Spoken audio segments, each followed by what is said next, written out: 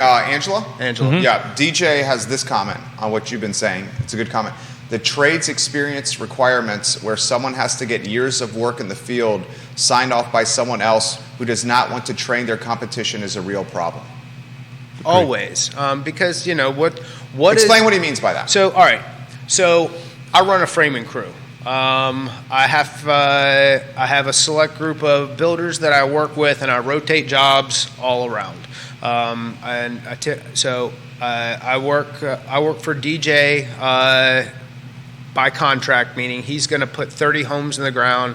I'm going to go from project to project, framing these houses up.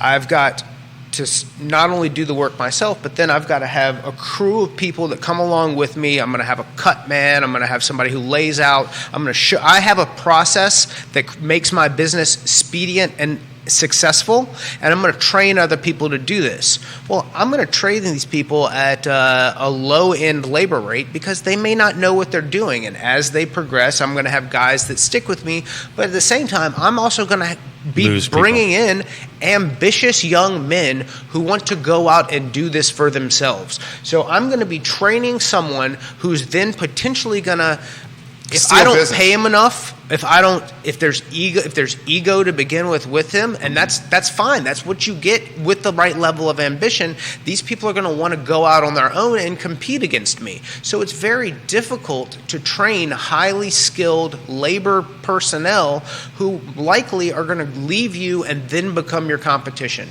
It's difficulty. That's a difficult part of the process on its face. How do you retain good? But that happens in this business. In what I do. That's why I tell a realtor who's trying to grow a team, if you're going to get a TC, you may make sure they do a transaction coordinator. Make sure that they don't want to be licensed. Make sure they want that role. Because if there's somebody who has this dream, then you all of a sudden, once they've become licensed, they don't do good work for you because there's resentment there because they're busy doing all of your work. That's why they can't grow their business themselves. And this is, it happens over and over. And what's the collateral damage of this? This is a timeless sizzle reel. Keep it going here. What's the collateral damage of this? The collateral damage is if everybody thinks that they do the perfect job at hiring. I know people.